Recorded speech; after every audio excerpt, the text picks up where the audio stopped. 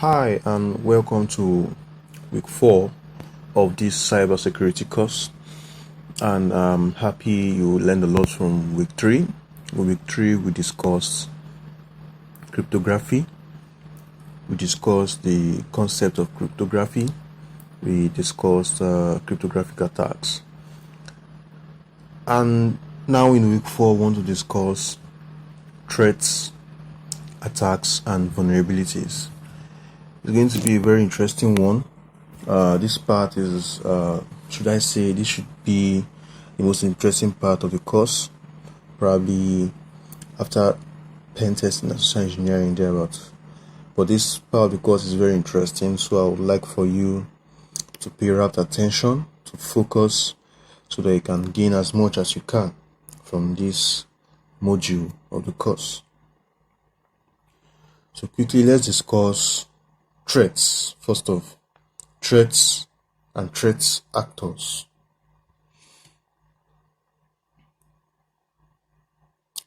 So first off, what's a cyber threat? Let's look at the following definitions of a cyber threat. We're discussing threats, but threats in relation to cybersecurity. So a threat is a possible danger that might exploit a vulnerability to breach security and therefore cause possible harm. I'll take that again. A threat is a possible danger that might exploit a vulnerability to breach security and therefore cause possible harm. That's the definition by Wikipedia. So anything that can exploit a weakness, a vulnerability is a weakness. All right. So there's no breach without a combination of a threat and a weakness, or a threat and a vulnerability. So anything that can take advantage of a vulnerability in information systems, in software, in hardware, and any cyber related system, take advantage of the weakness, exploit it, and cause possible harm is a threat. Okay. So the second definition by Prey Project. A cyber or cybersecurity threat is a malicious act that seeks to damage data, steal data, or disrupt digital life in general. Take that again. A cyber or cybersecurity threat is a malicious act that seeks to damage data, steal data, or disrupt digital life in general. So threats most times have intentions, purposes, all right, and what we call actions on objectives. So they might want to damage the data after breaching the information system.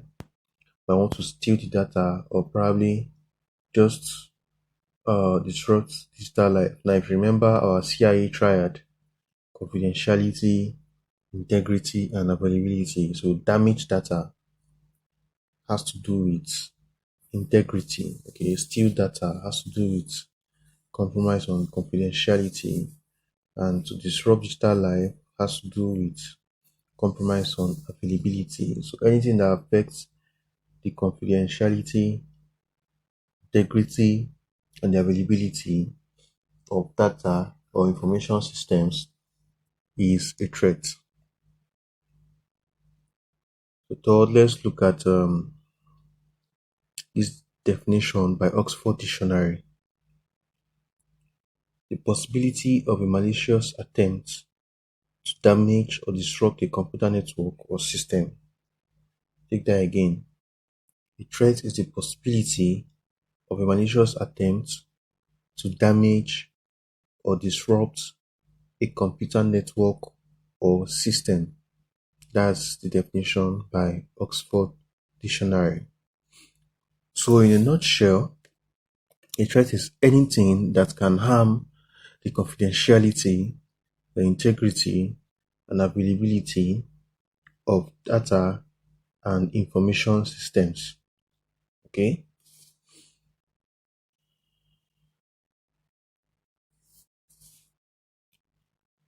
Who's a threat actor?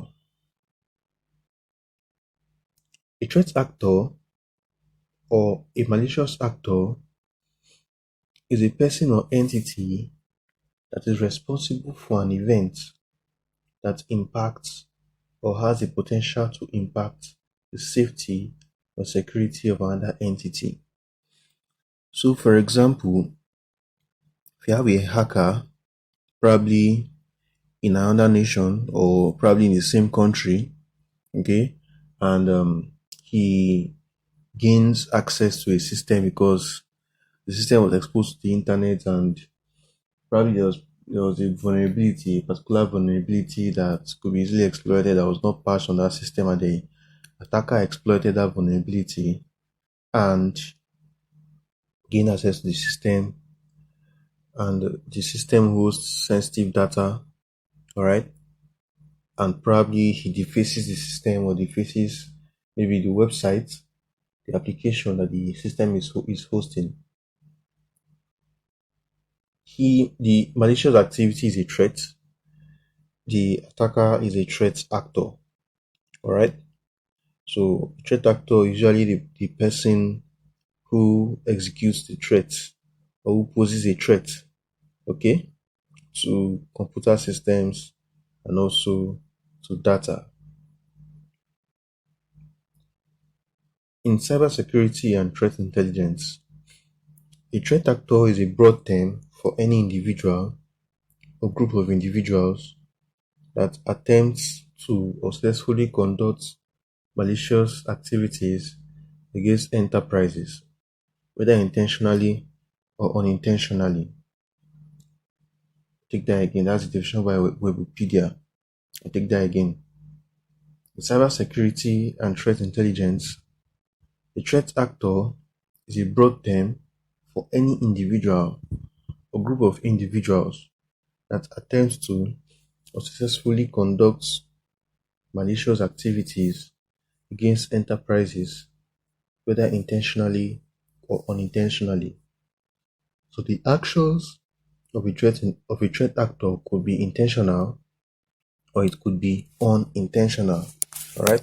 So it could be an attempt or it could be an actual attack. All right.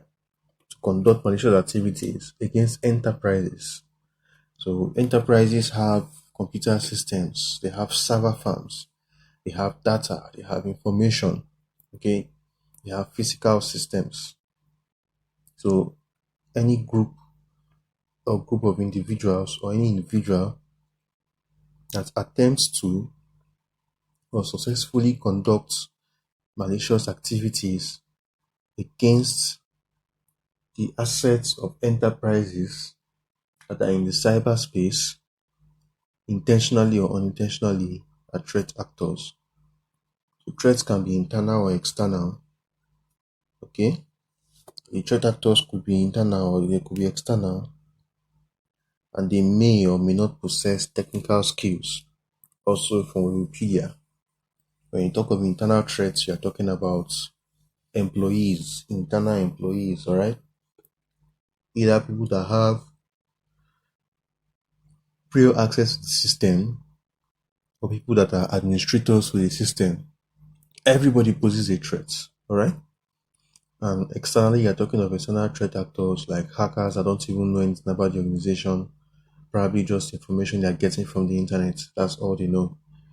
And we just have to, as a cybersecurity professional, you need to find out ways to uh, protect your information systems, your data from internal and external threats. Okay, an internal threat could also be an employee that is disgruntled, people that are not satisfied, probably uh, employees that were suspended or employees that were fired, or probably employees that got their salary slashed. All right. So these are people that can pose a threat.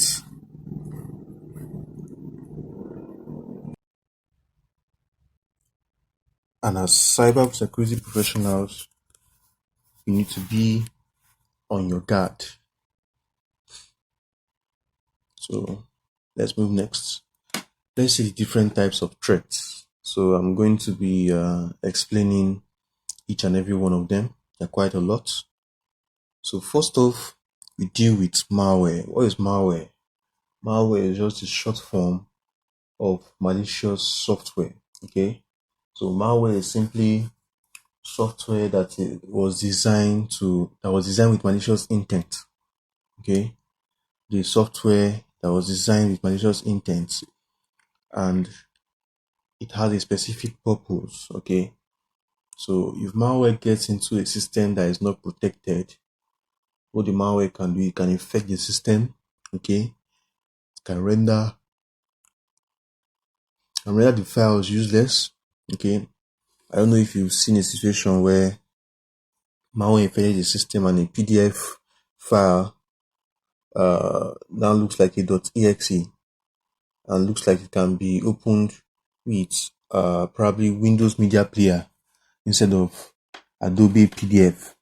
Alright? That is what malware can do.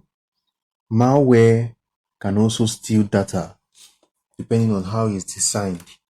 So sometimes you don't see it working in action. It's probably those in the security operations center that uh, see the activities that are going on in the background from their screens. All right. Malware can also encrypt data or encrypt the systems. All right. Or encrypt systems. I'm sorry. So that kind of malware is called ransomware.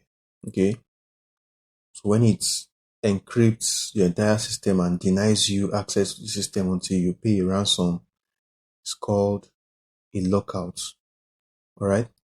And another way is that it can encrypt your files, right? And then for also ask you for a ransom so you can get access to the keys to decrypt your files. I remember we talked about cryptography last week. Most of these potent ransomware attacks make use of AES 256 bits grade encryption, right? So it's been difficult to crack it till now. That's why most people consider uh, ransomware attacks as irreversible, because sometimes you can pay and you might get the key, you might not get the key, and so now after giving the key, the attacker might have had prior access, more access than you think he has. Okay, then he encrypts another he thinks since you can pay, you can pay more. So it keeps asking you for more money. So malware is simply software designed with malicious intent, and it can perform different types of objectives. I don't know if you've heard about this Stuxnet malware that happened a long time ago. That was in Iran. So that particular malware affected control systems, okay, in Iran, and what it caused turbines to rotate above their capacity, causing the systems to heat up and then finally explode. And if you look at the story properly, you notice that um, the dashboards were still showing as if everything was normal, but in the background, a lot of malicious activity was going on, and that's how that particular plant got destroyed, all because of a particular malware that was planted uh, discreetly. Now, how can you get malware? You can get malware when you visit sites that are infected. You can get malware through the use of removable media. All right. So if I plug in an infected flash drive to my system, I can easily get malware. All right. How else can you get malware? When you download an infected file, you can also get it via email. Attackers like to distribute malware via email. That's a very common way of getting malware. So for those that get malware from websites, usually through a download. It's called drive-by downloads. All right. So you are just giving access to a site, and when you access the site without you even intervening, the malware just starts to download without you doing anything. And sometimes after downloading, the malware is programmed to auto start by itself. That's what they call auto run. And that's why it's advised that on servers, mostly internet facing servers, you disable auto run. Okay. So that's all about malware. Another threat on our list is what we call phishing. So phishing is just an attempt to try to trick an individual to give up his credentials via email. Okay. Phishing can be targeted to a particular individual or targeted to a group of individuals. The sender of the email usually spoofs a trusted party to the recipient. It pretends as if he's a trusted party. All right. So sometimes you might use a different email, but you can change the first and last names of the email. All right.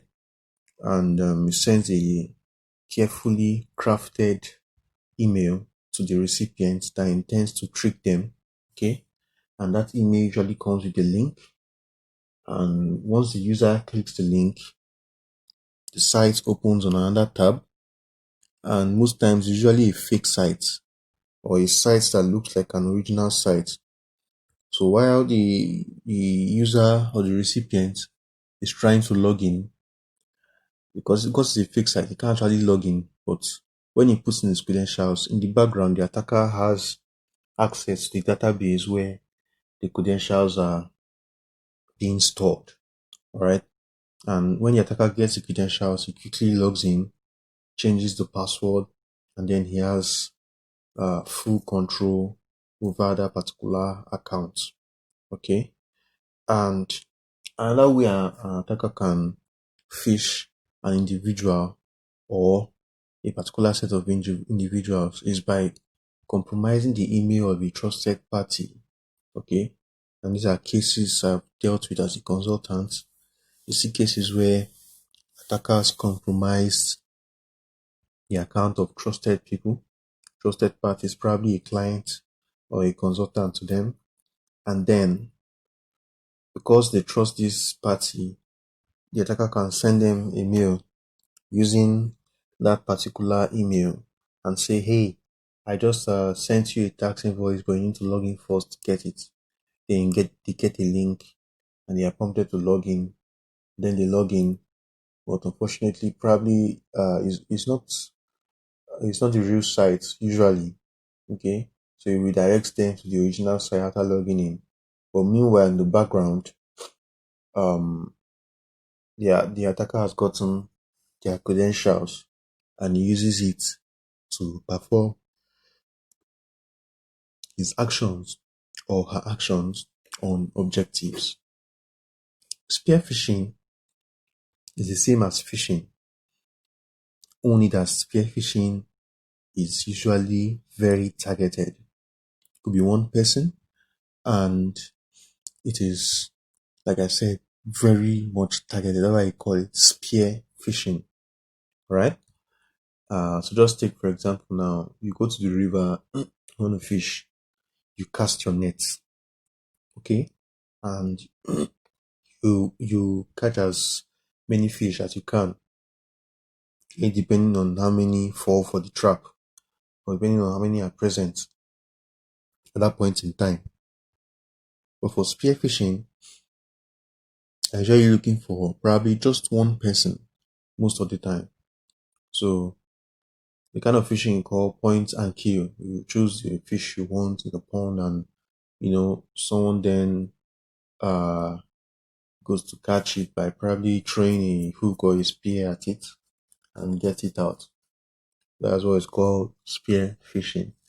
We already discussed fishing, so just imagine the definition of fishing and imagine it to just one person, very targeted, very deadly. Okay. Um, One of the ways to prevent phishing attacks is usually primarily by conducting user awareness. Okay, you need to teach users how to spot the difference between a real mail and a fake mail. Okay, you need to there are some security solutions that can tag emails that came from outside the organization. And usually, when you have emails coming from outside the organization and you are prompted for your password, you need to be very careful. Okay, you also need to look at the sender's name and see if it tallies with the sender's address. All right, you need to be very careful because attackers can just change one digit, I mean a particular character, so that it can look like, or probably almost look like, the original email address. Okay, and in terms of a compromised email, what you need to do is when you receive emails like that are suspicious and usually asking you for sensitive information, okay, you can probably put a call across to the other party, the legitimate party, and confirm they actually sent the mail. Now, mind you, phishing might not just be for credentials, might be prompted to carry out other actions, okay, but we'll get to that part later in the course. And also, one thing you can do as an organization is to enable two-factor authentication, where after logging in with your password, you then put in probably a particular token code, either a one-time use code or a no, either a dynamic one-time use code or a time-based one-time use code. A dynamic one-time use code makes use rather of an algorithm, and how it works is that a code is usually generated, all right, on the token and it's synced with the server, and the token code is valid until it's used.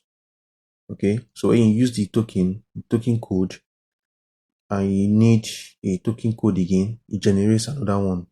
Okay, so the token and the server and the server has an algorithm that is synced together. Okay, and they just generate that code. So the code is 1234 on the token end, and the server is also 1234. All right, and the 1234 remains valid until it is used. But for a time-based one-time use code, it generates a code that is valid for a particular period of time, and sometimes that time is usually about 30 seconds, could be 1 minute. But the shorter the time period of validity, the better and more secure it is. So if the current code is 1234 on the client end, on the server end is also 1234, but after probably 30 seconds, the code changes again. All right. So if an attacker now has your password and is trying to log in to your email,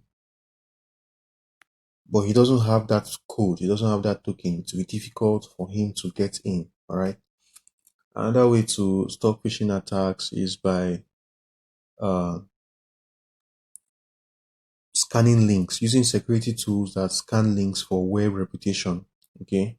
So if that particular link that was sent has been scanned before somewhere else, okay, it can be mapped or probably flagged as malicious by the security tool and should warn the user from accessing the link. Okay, and also if the link is a link, it's a new link, the site is a new site, your security tool should be able to detect that by checking the properties. You should simulate the site in the background and then check the properties. Okay, and it should alert the user that this is a new site. You need to be very careful when you are if you are being asked to supply credentials, or you need to be very careful based on the type of actions you are trying to execute. Whaling. Whaling is a kind of phishing that focuses on mostly executives, chief executive officers, chief financial officers, chief marketing officers, chief information officers, chief information security officers, and probably the board of directors. So whaling focuses on the top guns in the organization. Okay, tries to scam them, tries to get their credentials. So it's just like phishing, but for the upper end target segments. Okay, C-level executives, board of directors. That's what whaling is. Password attacks. There are different types of password attacks. First, we have brute forcing. Okay, so brute forcing is just a type of attack where an attacker tries all possible combinations of characters until your password can be guessed correctly. Okay, so if the attacker has your username and tries to brute force your your password, then launches a particular software. There are softwares that do this brute forcing. Okay, and the software keeps running, and depending on the speed of the processor, the attack can be fast or slow. So if you have a processor with good speed, especially good GPU RAM, the brute forcing process can crack thousands or probably even millions of passwords in per minute. All right. Now, if you use a weak password, you'll be vulnerable to this kind of threat. Security professionals usually recommend that you use a password that is at least 8 characters in length, and it should be a combination of uppercase letters, lowercase letters, numbers, symbols, and special characters. All right. So password 123 is not a secure password. Let me in or log me in is not a secure password. You need to add special characters like the at, the hash, exclamation, bracket, percent, dollar, uh, caret, star, or probably uh, arithmetic symbols. Okay, and for the letters, you need to alternate them. Make some high case, make some low case. Can add numbers also. All right. Now, the more complex your password is, the harder it is for an attacker to guess it correctly.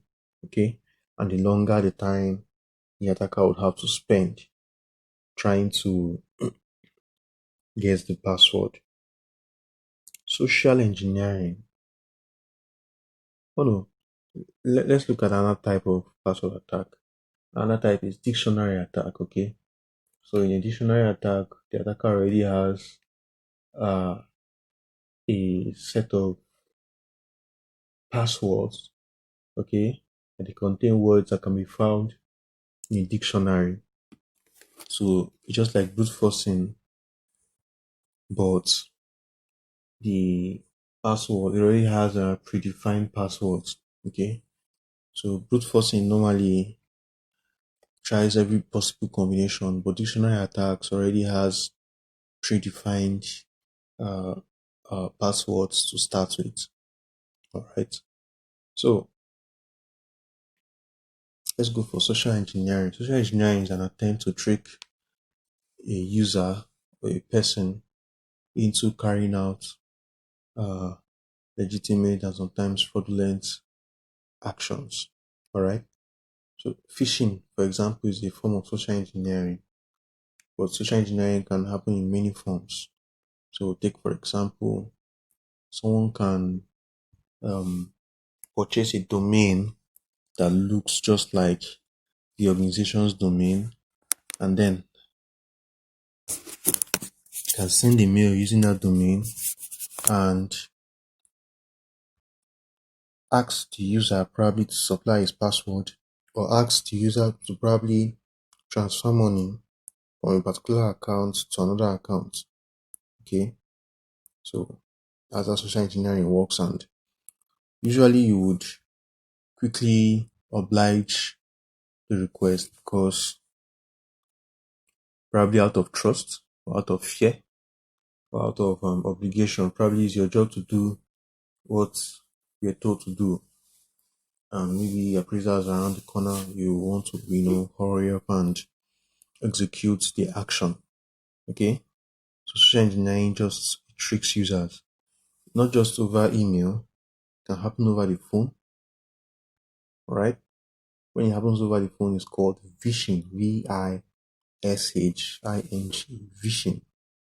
So someone can call you over the phone and say, "Hey, um, my name is uh, my name is Rachel, and I'm locked out of my system. I need to reset my password."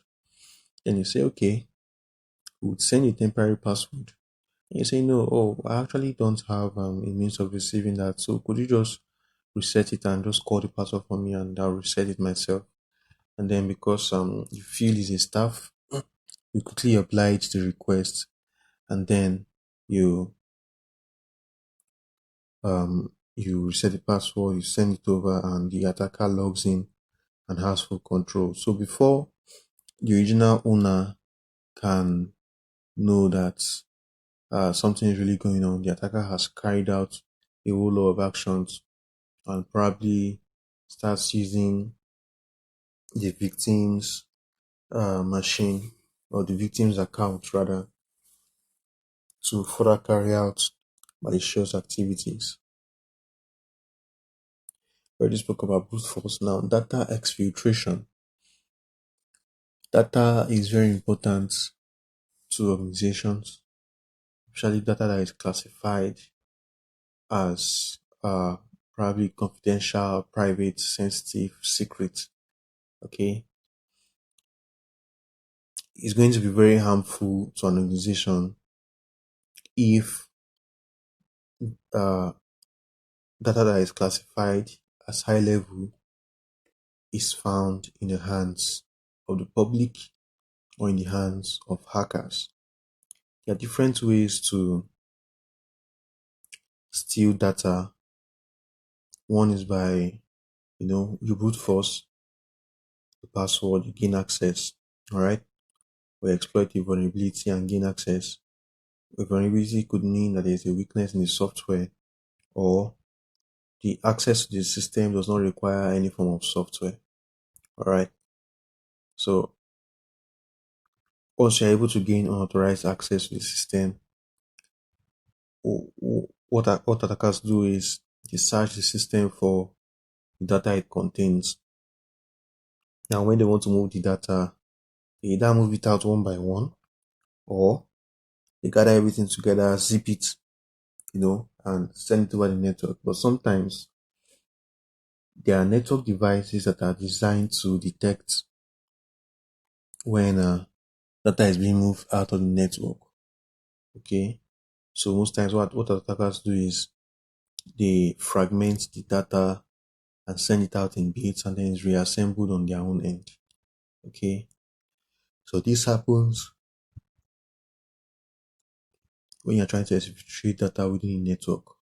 But if you're outside the network, there might not really be some form of limitation. But if you're within the network, you'll always meet limitation. That's for those that have the controls in place. Okay, so how, how do we stop social engineering? Stop social engineering mostly by creating user awareness and conducting social engineering simulations. So the security teams will try to phish the users, try to trick the users, and for those that fall for it, you educate them.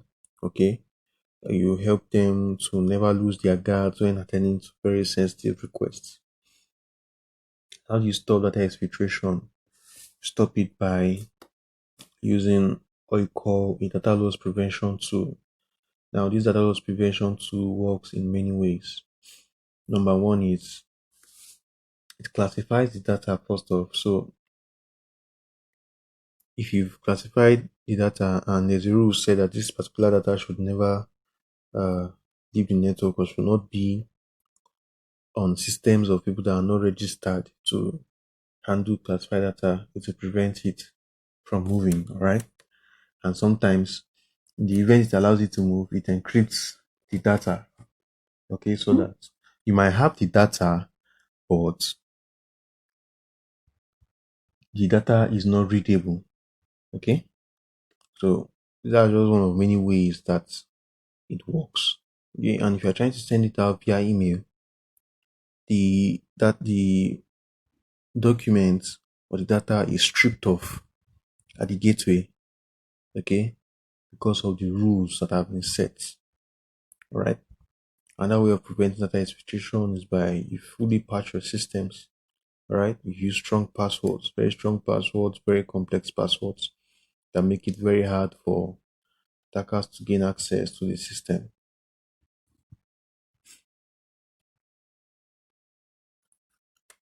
So let's look at IoT attacks. IoT stands for Internet of Things. All right. Now, the problem with IoT is that they are designed mostly for functionality. An example of IoT is an internet connected watch. Okay. Some we have devices now that can connect to the internet. We have toasters that can connect to the internet. We have electric cars that can connect to the internet. Okay. We have armbands that can connect to the internet. All right. So one common problem with them is number one, they send out data in clear text. Okay.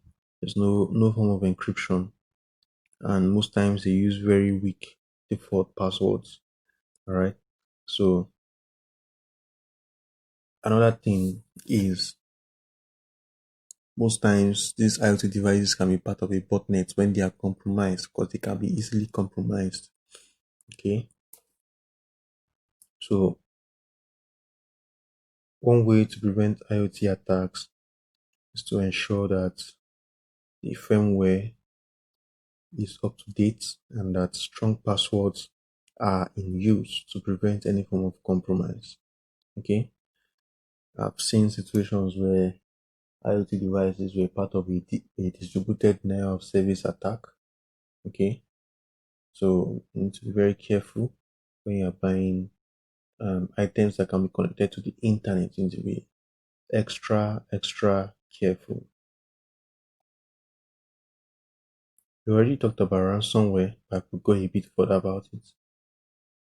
So, like I said earlier, ransomware is just a malware that encrypts data and most times encrypts systems. To encrypt your data, you can't have access to the data, you can't read it. Okay, you can't do anything. The documents remain useless and unusable until it is decrypted.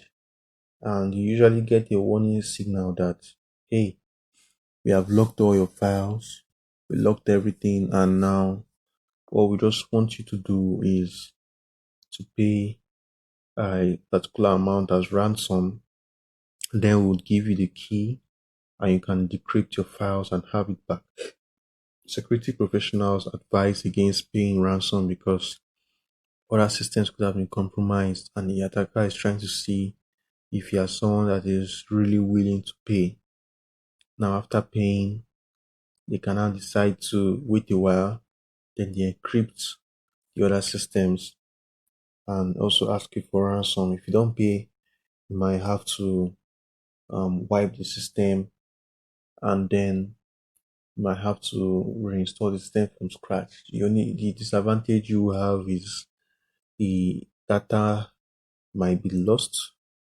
Okay, so it's usually good to maintain backups. So if you have backup of data or you have a most current backup of a server and ransomware hits close to home, what you can do if there's no remedy is just restore the server from the most recent backup. All right. And doing that, it's only time that's lost, time and energy that is lost, but the data is not lost. Okay. Data is not valuable here. Another threat we need to consider is the wiper attack. Wiper is just another form of malware. What it does is that when it gets on systems, it deletes every kind of data that is deletable. There are some data you can't delete. For example, data that is in use, like operating system files. You can't delete some of them because they are in use. And also registry files, you can't delete them. But for every other form of data, probably documents, okay, files, applications, they are easily deletable so far at the end of the system. So when this type of malware is very dangerous, once it comes on your system, it it deletes everything and renders your computer useless. Computer needs data. So if you don't have data to work with, it's as good as you just bought the computer fresh from the store. One way to prevent ransomware and wiper attacks and probably malware attacks in general is to use good antivirus. Antivirus or before we're using a virus definition files. And what that means is this: if there's a particular malware, what they do is they create the hash of the malware, okay, and it's stored in their database. So when they are scanning, they use that hash to compare with the hash of any file that they are scanning. There's a match, tells you, hey, we found a malware. So now antivirus has gone beyond using definition files. Okay. The antiviruses now that we call heuristic based antivirus. It detects viruses based on the behaviors, based on the actions. Okay. So if I have a file that is trying to encrypt my drive, I'm like, why are you trying to encrypt the drive? You shouldn't do that. So it blocks that from happening. If I have a file that is trying to inject itself into uh, an administrative Windows process, normal files shouldn't do that, but malware will do that because it's trying to escalate its privileges. If I see that, I stop it immediately. If I have a file or a process that's trying to alter a particular document or another process in memory, you know, that shouldn't happen uh, normally. It is an anomaly, alright? So behavioral or heuristic based antivirus would notice that and would be like, hey, you shouldn't do that. And it stops that from running. Okay. So antivirus is one of the major ways to prevent malware attacks. So let's look at another threat. This one is called malvertising. Malvertising. Malvertising is just advertising, but malware is usually involved. So a malvertisement can give you an offer that is too good to be true. All right.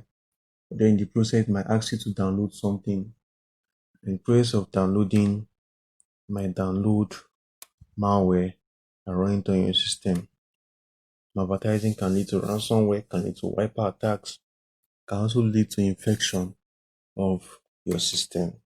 All right.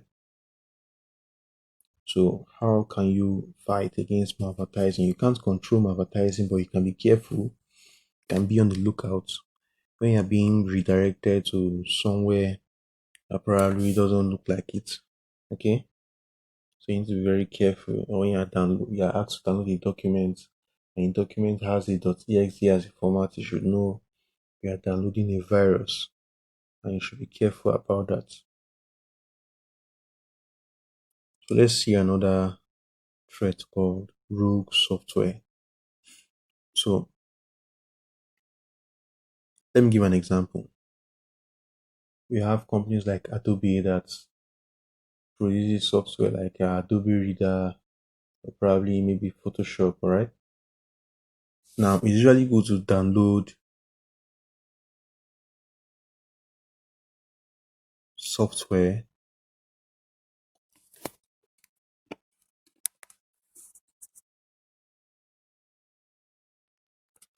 It's really good to download software from the repository of the original vendor.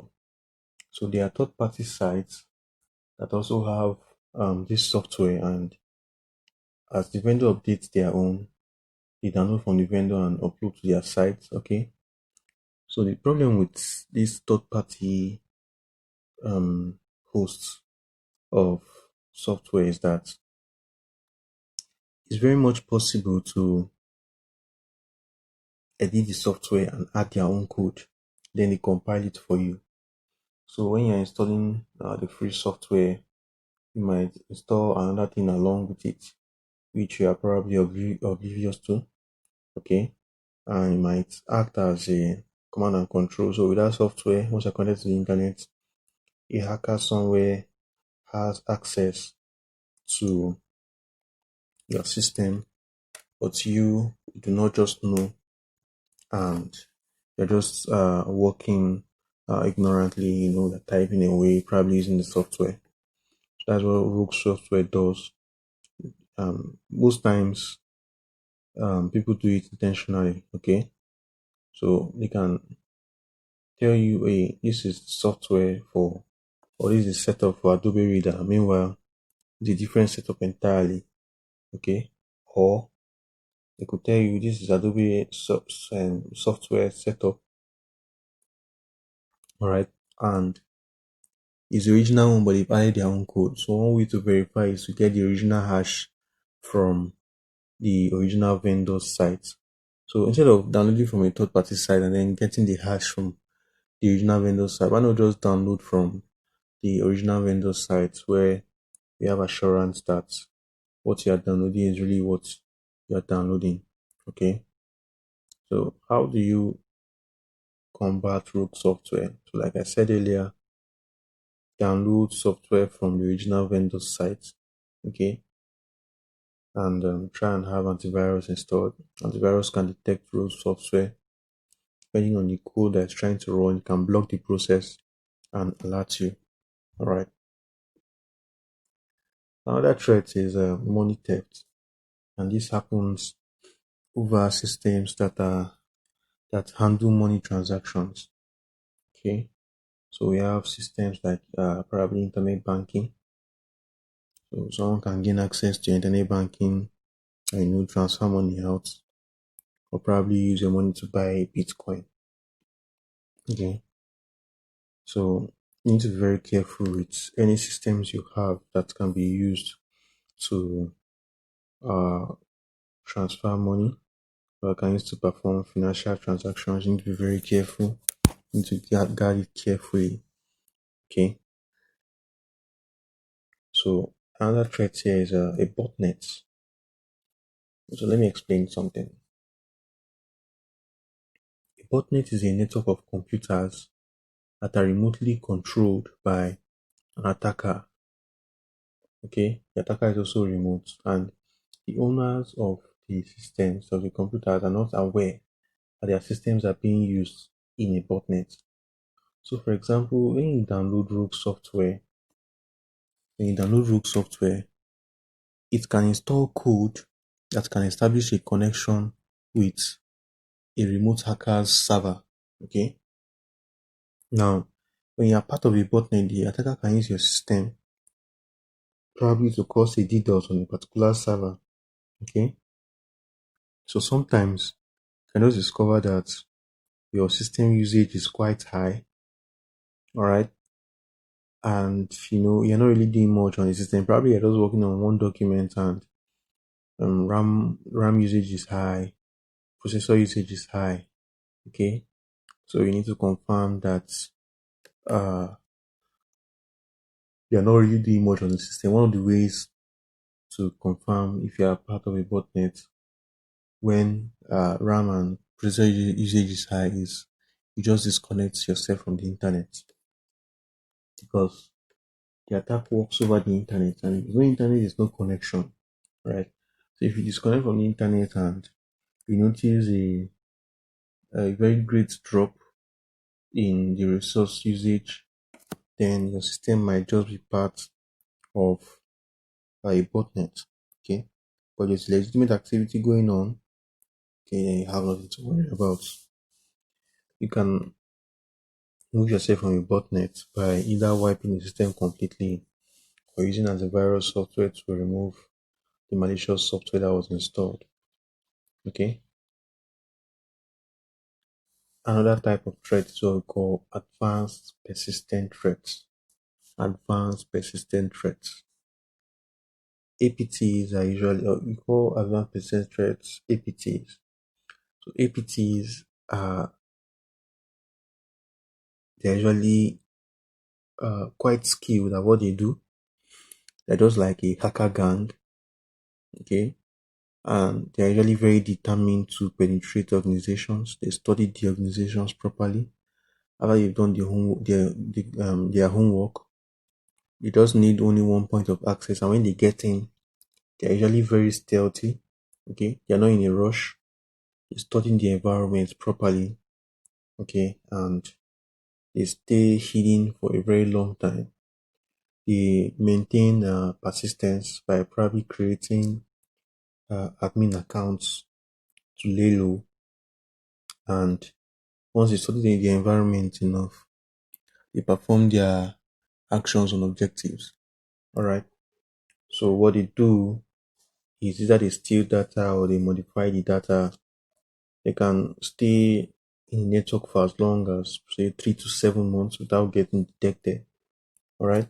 And by the time they are detected, damage has been long been done. All right. So one way to prevent APTs from becoming successful is by observing the normal cyber security hygiene. Okay, carry out user awareness for users to recognize uh, phishing emails, to recognize social engineering attacks. Patch up all your servers, your workstations, patch up all operating systems, all applications. Use very strong passwords. Use network access control. Okay, so if you are compliant with all this, it might be quite difficult for an APT to penetrate in the first place.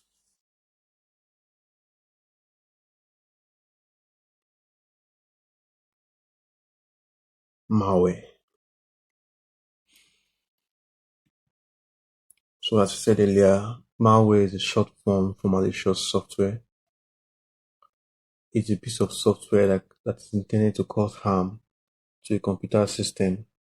It always causes harm to a computer system, and malware can be written by skilled threat actors. Malware, you just need code to write malware, alright? And it can wreck a system totally. Now let me bring something up here. Sometimes when malware causes an issue, when malware is used in a cyber attack, there might be need to decipher what the malware does because malware now is beyond infecting a system. That's why we have a specific set of people called.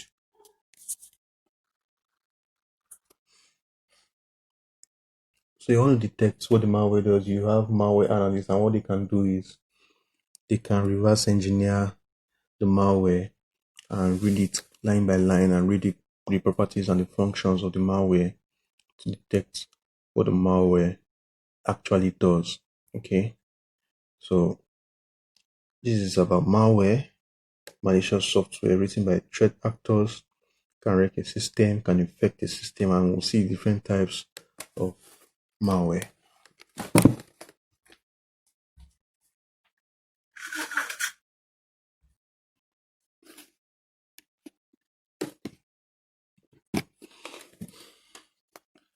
Yeah, so these are the different types of malware.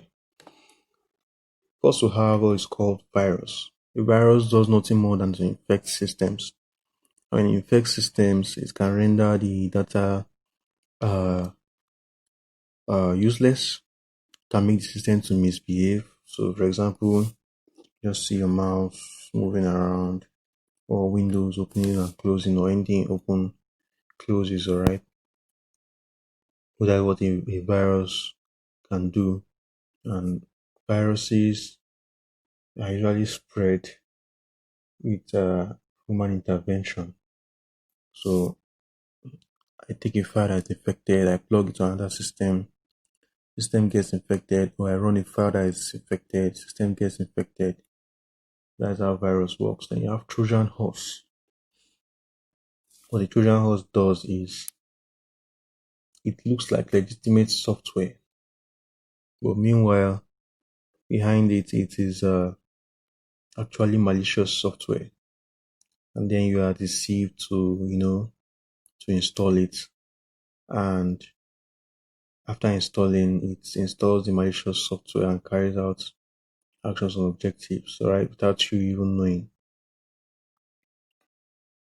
Another type of malware is what we call a worm. So a worm is self-replicating, spreads fast across the network, and the major function probably is to use up system resources, cause it to misbehave. Then we have a logic bomb. A logic bomb is just like a scheduled task that is set to run at a particular time. So I'll give an example. A logic bomb can be a kind of malware planted by an ex-employee such that when he's fired, when he's sacked, I say, okay, let this malware run exactly 24 hours after my profile is deleted from the system. Okay? And what the malware can do, it can do anything, can wipe out the system, can infect the systems. Alright? That's how logic bomb works. It's set to run at a particular time. We already talked about ransomware. Ransomware encrypts your files or encrypts your drive. It also encrypts your computer. It can be one of the two types, alright?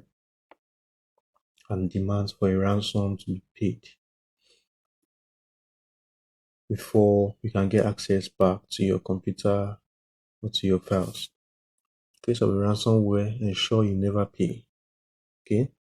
But always have backups ready so you can restore. Always have uh, probably an image, a backed up image of your server, a backup copy of the data on your server or on your system. Most important thing is just to have backup so you can restore from the most recent backup, alright?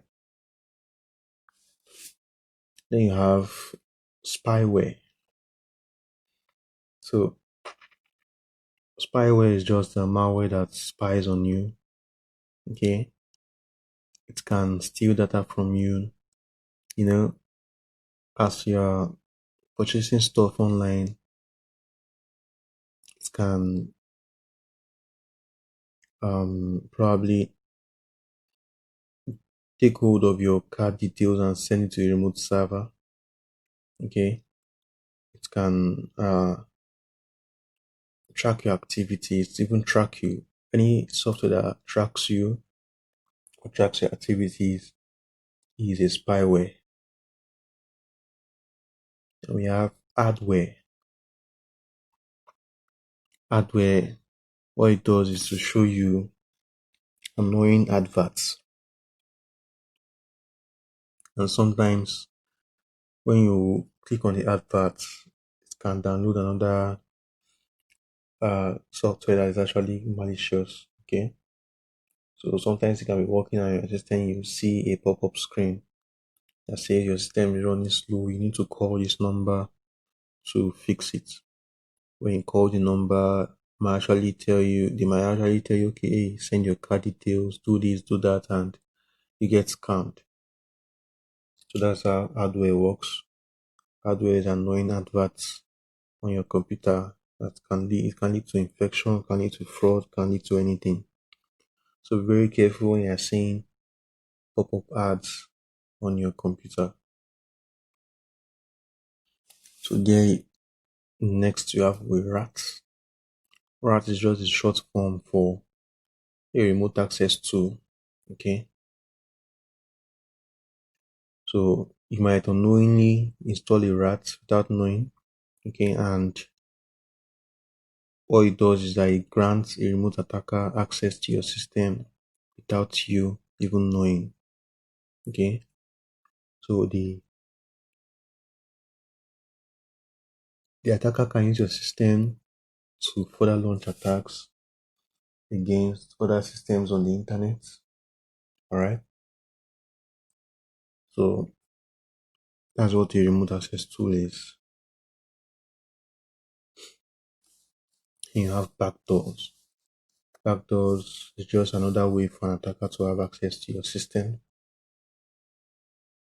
without you even knowing. You might be the one to install it, the attacker might be the one to install it. But with backdoors, it's very hard for you to detect the attacker. Okay. There's alternate means of having access to your system without coming through the front door. Front door, talking of logging in by using a username and a password. Alright. But attacker does not need that. He just needs to install a backdoor and he has access for life until you detect it and remove it. Or probably until you wipe your system. Also have keyloggers. What keyloggers does is it logs your keystrokes. So when you're typing usernames and typing passwords, it's recording it. Okay. You're typing credit card details, recording it. I know.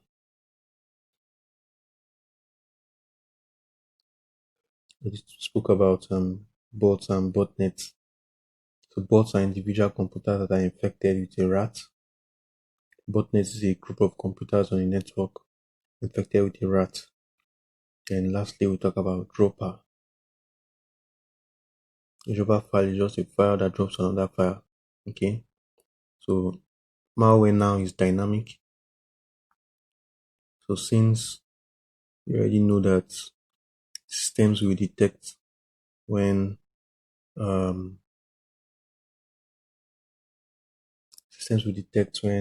malicious software enters your computer. So what they do is they wrap the malware in probably a legitimate file. Okay. And what they do is you are allowed to download the legitimate file. And as soon as you download the legitimate file and you execute it, it releases the malicious file that is in it. Okay.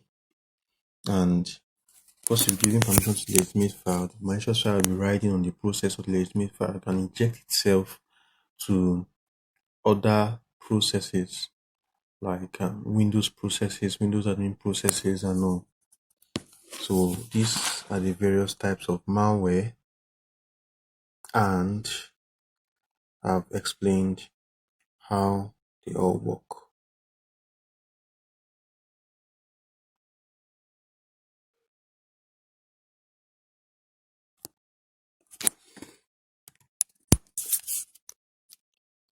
Now let's look at attacks. Let's look at the definition of an attack. A cyber attack is an assault launched by criminals using one or more computers against a single or multiple computers or networks. A cyber attack can maliciously disable computers, steal data, or use a breached computer as a launch point for other attacks. This is by checkpoint security. So let's take this definition again. Cyber attack is an assault launched by cyber criminals using one or more computers against a single or multiple computers or networks. Cyber attack can maliciously disable computers, steal data, or use a breached computer as a launch point for other attacks. So, like it said, it's an assault. They launch an attack against a computer, multiple computers, or against a network. When they are successful, they perform their actions on objectives because attacks usually comes with intentions. Alright? So it can disable computers, can steal data, or can use a breach computer as a launch point. This is very valuable to attackers. When they breach a computer, they use it as a launch point for other attacks. Okay, they use the breached computer as a jump box.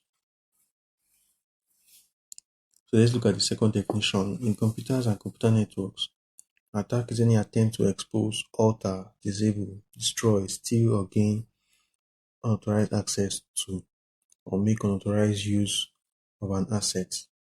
This is Wikipedia. Definition is from Wikipedia. Let's look at it again. In computers and computer networks, an attack is any attempt to expose, alter, disable, destroy, steal, or gain unauthorized access to or make unauthorized use of an asset.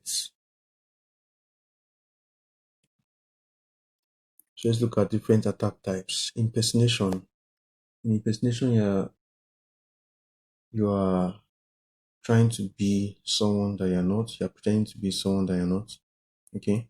So you're using uh someone's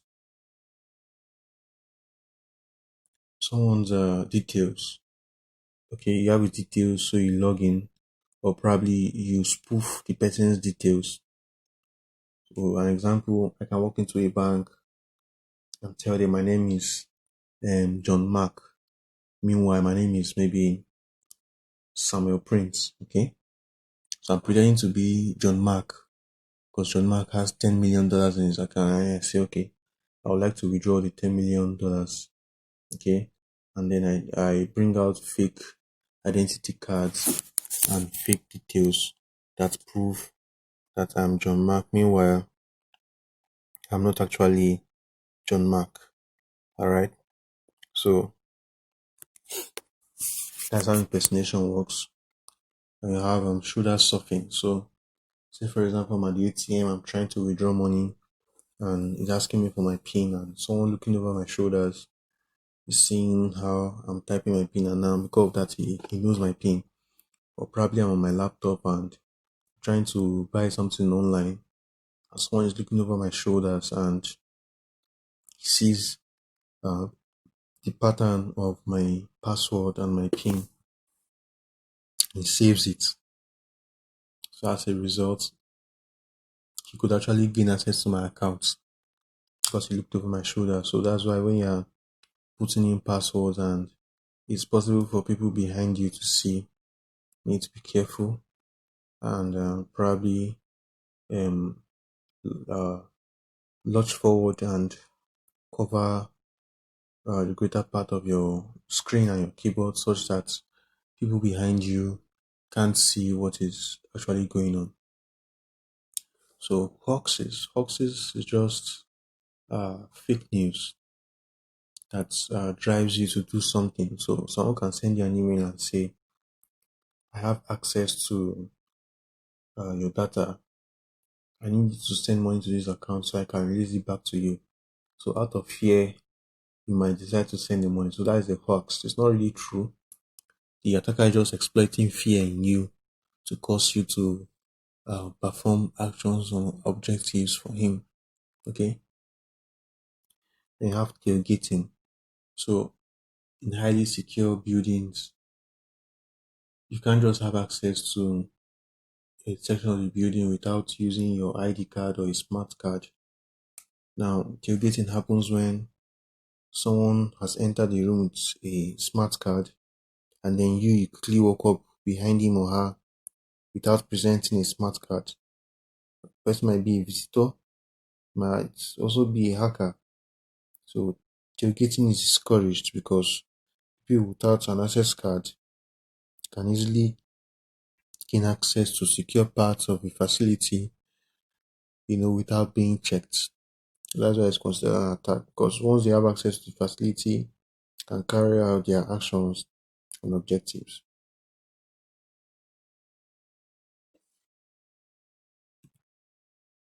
Dumpster diving. How dumpster diving works is this. There are times that sensitive confidential documents have to be printed. And after printing these documents and it's been used, probably it's been scanned back. Okay. Some people do not take care to shred the documents after use.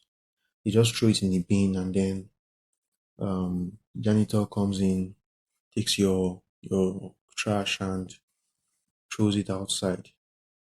Now there are people that go through dumps, alright? They go through dumpster and they look for valuable information.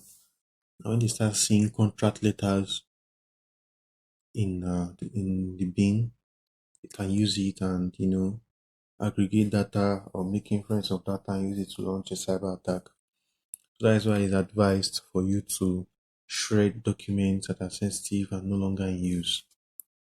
Spam. Spam is just sending unsolicited messages. Okay. Now, if you have to deal with a lot of spam, you'll be wasting resources. You'll be wasting a lot of resources. That's the reason why I need to be very careful. So you can actually set rules for a computer to recognize spam because probably the sender address or the sender IP has been marked as spam by a particular body, and email servers are configured to recognize spam and they move it straight to your spam inbox. Okay. We already spoke about phishing,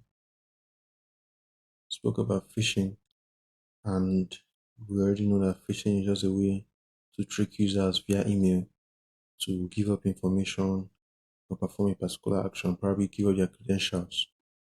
And we already said that whaling is directed, is a type of phishing attack that is directed towards top guns in organizations, slave executives, and board of directors. Now let's look at vulnerabilities. What is a vulnerability? In computer security, a vulnerability is a weakness that can be exploited by a threat actor, just an attacker, to perform unauthorized actions within a computer system. To exploit a vulnerability, an attacker must have at least one applicable tool or technique that can connect to a system weakness. That's the definition from Wikipedia. So let's take it again. In computer security, a vulnerability is a weakness that can be exploited by a threat actor, such as an attacker, to perform unauthorized actions within a computer system. To exploit a vulnerability, an attacker must have at least one applicable tool or a technique that can connect to a system weakness. So, like I said earlier, vulnerability is a weakness. It can be a weakness in web application, operating systems, mobile applications, firmware, or in the network, hardware, also weakness in personnel or organizational weakness. Okay, and most of the vulnerabilities are found in applications because when applications are created, they're created with vulnerabilities, and when they change, they also change with vulnerabilities. I mean, they also introduce vulnerabilities when a change occurs. Okay, and to exploit these vulnerabilities, it's either a technique is required, okay, or a particular tool, an exploit kit, another software that's used to exploit um, weakness in another software. So most exploits are written in Python scripts, okay? Some can be written in C language, but the most important thing to know is that they are all software based.